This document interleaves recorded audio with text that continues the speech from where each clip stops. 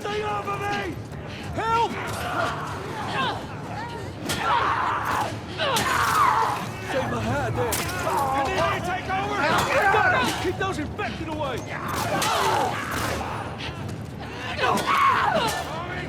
I'm running low! Give me another minute!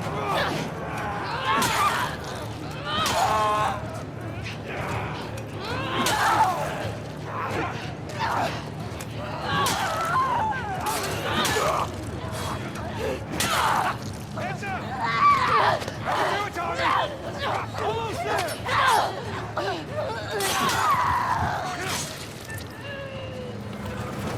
I got it! Come on! Whoa! Go! Hurry!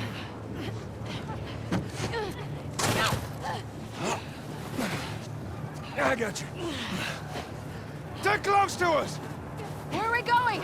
It's this way! Come on! Everywhere! Don't slow down! Head for those doors! Through here! Let's go! So we wanted to create a scenario for them where, again, and Tommy trying to do the right thing and create some trust between him and Abby, he inadvertently reveals who they are. And you could see right now, right there, like Abby has this reaction that only makes sense for players in hindsight, knowing who she is. But now her goals become different, not only to escape the Horde, but to get these two back to her people. This is where we see Joel doing something that, for us who have spent so much time with him before, is preternatural to him. It's to trust someone is really, really hard, but he's choosing to do it. And the problem with choosing to trust people is you always, every time, open yourself to getting hurt. That's just such a Laura look. Yeah. I love it. It's like, boy, this is a bit of a pickle.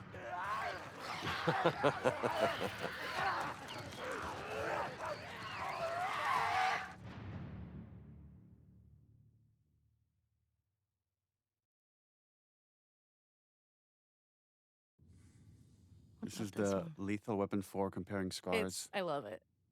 When I was 12. Look at those arms. Really jacked. Dina's hot. I tried to get on it. So's Ellie. They're hot. Yeah, We're hot. Yeah, we're hot. I remember armpit hair being a large discussion. Armpit hair with at the Ashley office. Swedowski, who was our character art director. Oh. Yeah, and how much body hair should the girls have, and what are we okay with, and like let them be natural ladies. I love it. A chemical burn. I did it myself. Why? It's on the tip of her tongue right there. That's a hard thing to say to somebody. Like, oh, I'm the only person that doesn't really get affected by this thing that's completely ruined the world. Right here. Now I'm trying to remember. Does it make it in that I'm like, I told you something true? It does. Yeah. It does. This still Yeah. happens here. Yeah, you're gonna punch This her. scene, because we did it twice. Sometimes I'm like, I don't remember which, because both times we did like, it was like 5 hours. Yeah, they were big Yeah. days. A ring of fucked up teeth marks and cysts and Ow! Fuck you. What? Hey! I told you a real fucking story. I did tell you a real fucking story. Oh, you want a bite mark? Oh God. Oh, here comes this scene. Steven. I remember how, Shannon, how angry you were at Steven. I wasn't angry at Steven. I couldn't tell why I was mad, and then this was the only real thing I actually fought for was this. Was to make him turn around. I was with you, and I was like, he needs to turn around, and you were like, why? And I was like, it took me a while to explain it to you, and then when he did it, then you were like, I get it. Because I was like, no, because I have to protect her. Pretty sure that was in the script. but No, yeah, it you might wasn't. be It right. was the only argument we had. It's been 3 years. I don't remember. Oh, You're yeah. probably It right. was I remember this. It was the only thing I argued with you about. And it was because I felt so protective of Ashley that I knew it was right. That I was like, because we were so close, that I was like, turn around. She's naked. Like, Yes. you know, because you guys knew each other intimately, but Yeah. Ellie and exactly. And because I had to, like, I wanted to prove to you that I was loyal to you and not embarrassed because he was there. But I love it. I feel like it shows so much about how strong Dina is and how loyal and sort of just I don't know. I love that. I feel like that little moment says so much about Dina.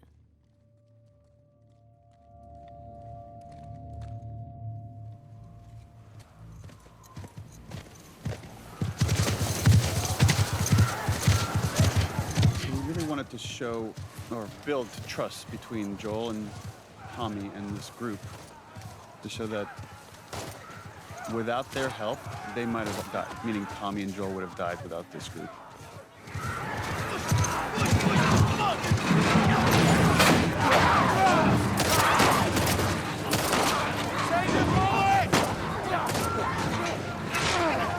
Another one where I think I'm like screaming out to all like the actors, okay, now they're burning, now like there's a lot of fire.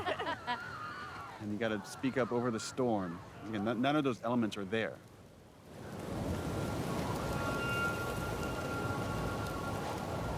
Let's get inside! And right now, only Abby knows what's about to go down. Everybody else thinks like, oh, we just found friendly people that helped us along.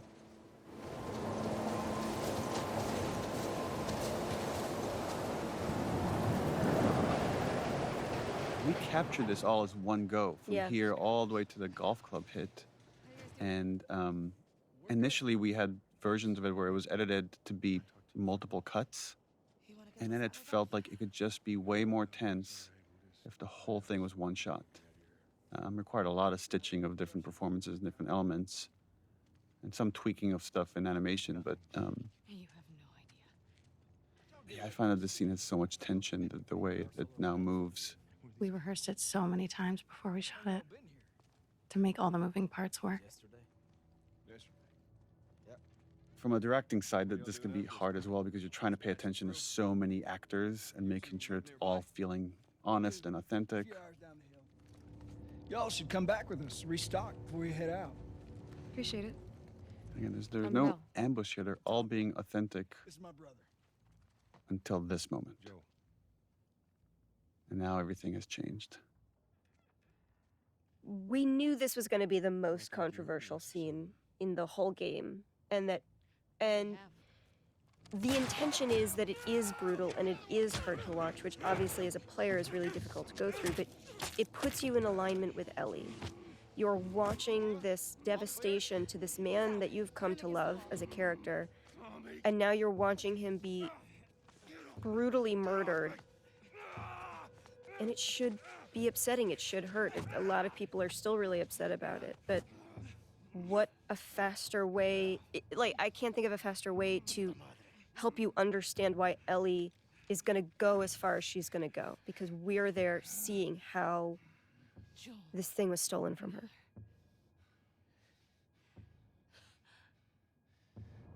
Yeah, this interplay of like, you want him to suffer, and he's not giving you the satisfaction of like, I don't care who you are, do your worst. Mm-hmm.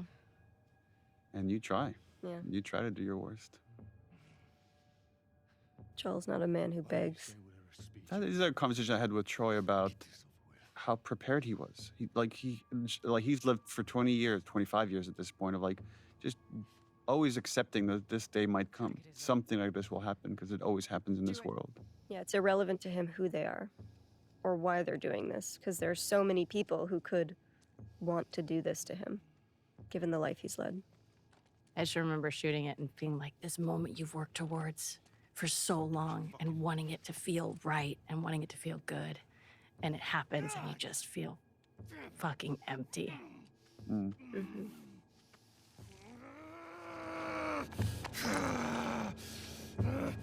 I think we've talked about it, Neil. Like, you had talked to me about this role and you told me about this character, Abby, and you told me what you were planning for her. And she had like a different story, I think, at the time, how they met and everything. But I was excited and terrified because, like, as a player, that's traumatizing. And I didn't know how people were going to react to it. You don't get to rush this.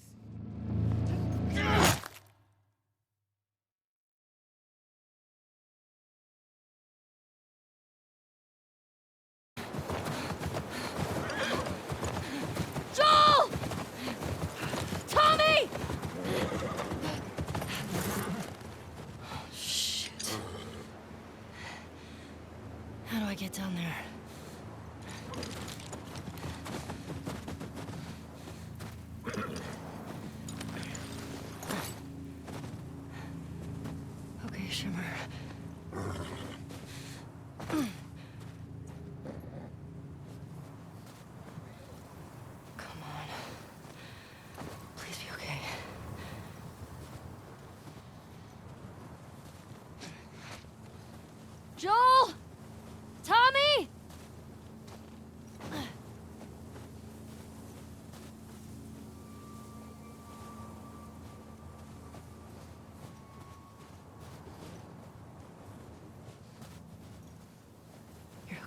You're okay.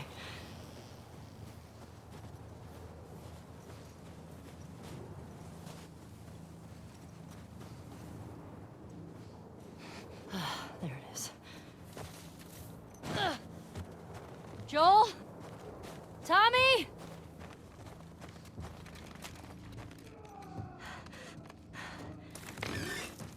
Where is that coming from? Joel.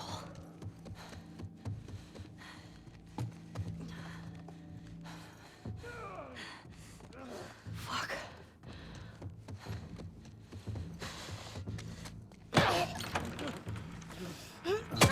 Yeah, we had versions of this sequence where Ellie came in after the fact, and it just felt we needed her to see it to really set up this journey. Yeah, this was rough. This was a rough day on set because I knew we were losing a character that we all love very deeply. You know, even the imaginary circumstances of that are just hard. It's also our, you know, all of our friendship, my friendship with Troy. So just seeing that and What I remember more than anything is, you know, we're going through the mechanics of it, and we're stupid suits on a soundstage, and there's all of these machinations and things that are keeping it goofy.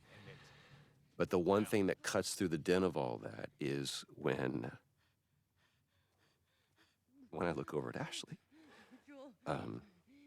Because being the great actor that you are, all of those things go away, and all you see is the moment that we're trying to create and the reality of what this scene is for you personally. And everything that I'm feeling, everything that I'm thinking is gone because I'm just watching. And I don't know if I'll ever be able to watch that scene without it bringing me to that place, ever. But the thing that has been proven to me is because of the way that I feel, because it's so hard, it is absolutely the most honest, perfect version of this story. There's no other version of this story. There just isn't. And for this version of the scene, it was important that we were in Ellie's head, that you don't get to hear this conversation that's happening around her. But this was just about the ringing of the ears of pure hatred and anger that she's experiencing right now.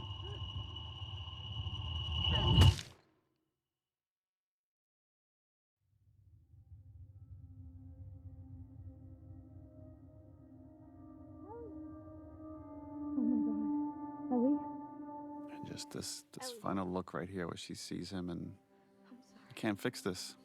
Well, she's gonna try to find a way to fix it. yeah, she's gonna try to find a way to fix it in the best way she knows how.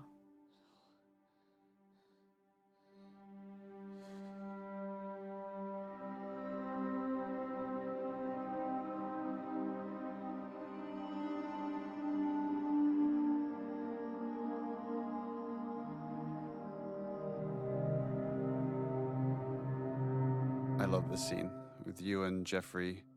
Brings you Tupperware with food. Oh yes, this was one of my favorite scenes to shoot. I love working with Jeffrey. You're so brilliant how it goes from this really sad, mournful place to just slowly rage over time as you're not getting what you want. Also, this emptiness you have just from that look out the window there to like this, that like bereft. It's just really right on point. It's just so good. Hey. Hey. Jeffrey here is quite brilliant. Is like Yeah. he wants to go after the people that hurt Joel. So there's like the emotional part of his mind and the rational part, and they're kind of in conflict here. And like he's trying to do what's best for Ellie, which is to say it's not worth it. I also really love how the blocking of this scene worked out because I love that neither of them can look at each other. They're not facing each other. Marie wants to make sure you're eating. Oh, and Jeffrey's voice. It's so She can't stop us. scrumptious.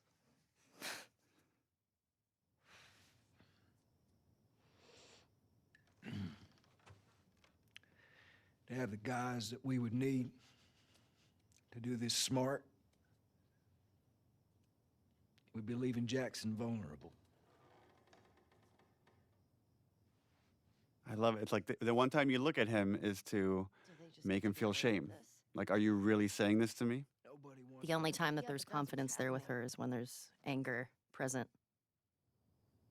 What if we get hit by hunters again? Is this you talking or is this her? It's a valid point. If it were you or me, Joel would be halfway to Seattle already. Which is true. Well, we had actually lines here where he counters that, and he says Joel never went after the people that killed his daughter. Like, because we really wanted to flesh out the point that, like, Joel is more pragmatic with his violence, where Ellie comes from a much more emotional place with it. Why didn't you guys keep that in? It just felt like we're just It's too on the too nose? much exposition about the previous game, and we wanted more to stay in this moment. Like, there's other ways to talk about what Joel did in other spots, and really wanted to focus about And if you want to come with me, great. the logistics of going after the people, going after Abby. You have no idea what you're walking into. You don't know how large that group is. Don't care. Armed. I don't care. You can't talk me out of this.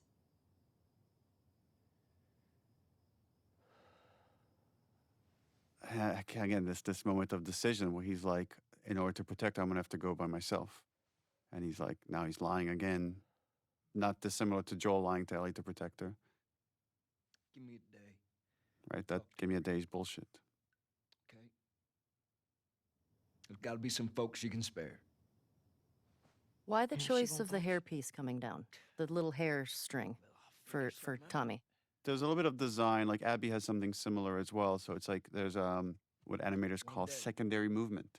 So as when he's moving around, there's like physics on the hair. And just one more way to just bring the CG character to life. Yeah. It's also such a flex because it really So doesn't hard. look good in other games. Like it's Yeah. just like it looks amazing, and it's like it feels it's just like such a subtle flex. Like look what we can do. Yeah. I love this hug that then it's just too painful for the two of them. They can't stay in that moment. That's too uncomfortable to be vulnerable. Got too much shit to do.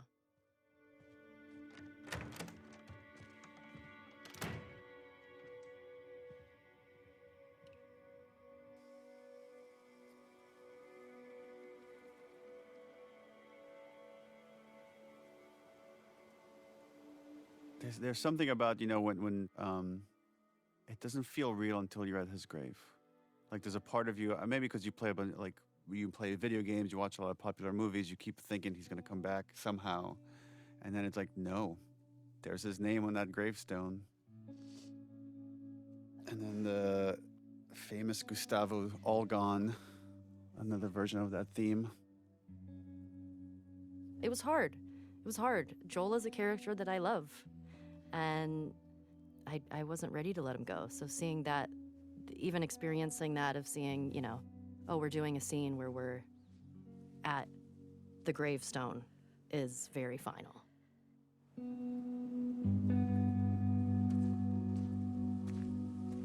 I love it. I love that Dina was there the whole time and we didn't know that yet.